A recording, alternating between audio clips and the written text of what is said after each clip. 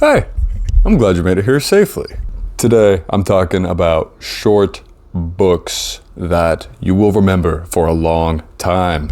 And let's try to keep this pretty quick. I'm going to start with the longest book on the list, and then we're going to work down to some very, very short ones that you could read in one sitting if you want to. So let's get right into it. Short books capture your attention span that you can read whenever you want to. Go. Slaughterhouse-Five by Kurt Vonnegut. I will talk about this book probably till the day that I die. It is so good. It had a trim 215 pages. You can finish this thing in a week of concerted effort, even if you're not a big reader at all. I never did read Slaughterhouse 1 through 4, but it doesn't really impact the story at all. So I think you'll be good with just number 5. This book is about the siege of Dresden in World War II. And as dreary as that sounds, somehow it'll have you laughing and be blowing your mind at the same time. Slaughterhouse-Five, pick it up, give it a chance. Kurt Vonnegut forever. Next book on the list, How to Write One Song by Jeff Tweedy. I dabble in a bit of songwriting from time to time, and this was kind of my introductory book on the topic. And Jeff Tweedy, for those who don't know, is the frontman of the band Wilco. They got some great music, definitely check them out too. And this book is really great for how to get in the headspace of writing not just songs, but poetry and writing in general in a poetic way and turning your ideas into words on a page, which my fellow writers know, not the easiest thing in the world. But this is very quick, very easy to read, some great tips for getting you into a good creative flow. How to Write One Song, check it out. Next book on the list, The Great Gatsby by F. Scott Fitzgerald.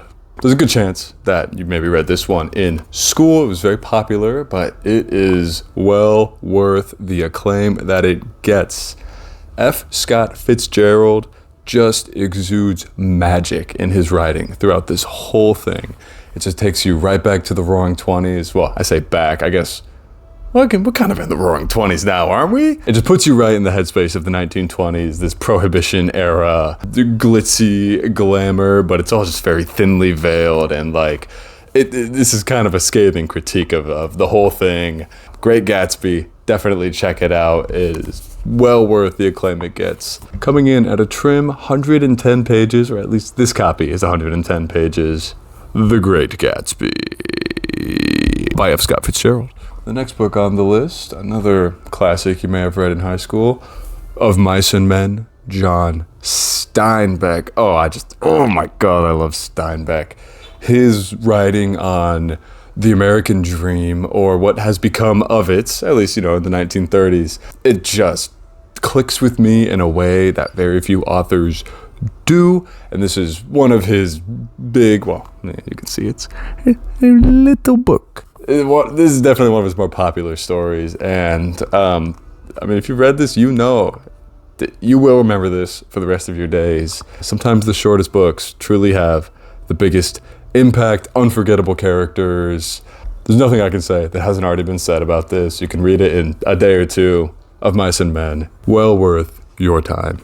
Next book on the list, The Freight Hopper's Guide for North America by Daniel Lean. This is a very interesting book I picked up at a thrift store one day, and at about 106 pages, it's very unique to just kind of turn to a random page and read about kind of what it was like being a freight hopper back in the 1970s and 1980s. And there's some good advice in here, not just for freight hopping, but for life in general, about living on the road.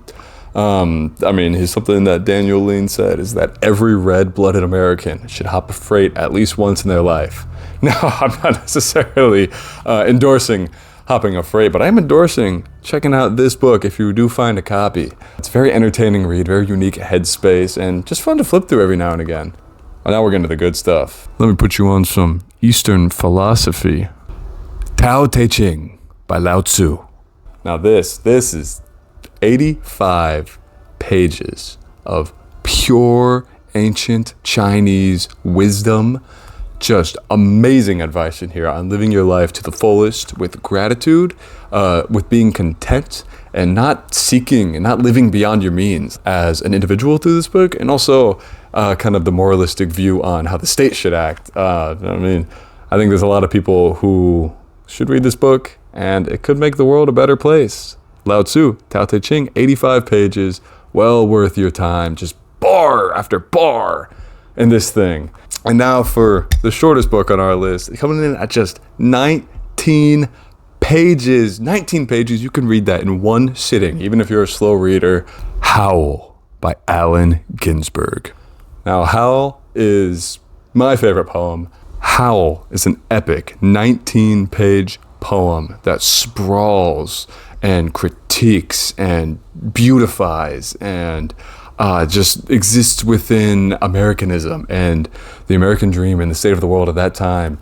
And somehow this grotesque and gorgeous poem has just ripened with age. Like in some stanzas, it is aged like a fine wine. In others, it is aged like rotten milk. And that's why I think it works so well. It's just how ahead of its time it was, and that it is still well worth your time today and very demanding and gets you thinking about things that you don't normally think about. There's other poems in there as well that are well worth your read. Shout out to America. It's also a very, very good one. So, all those were too long? That's okay, I got you covered. The secret story for the end. Dr. Seuss! I'm serious, this is a really good book. All of his books are. It's Dr. Seuss. There's a reason. We all grew up reading them. They're that good. Anyways, like, comment, subscribe. I'm gonna go read these short stories now. Take it easy.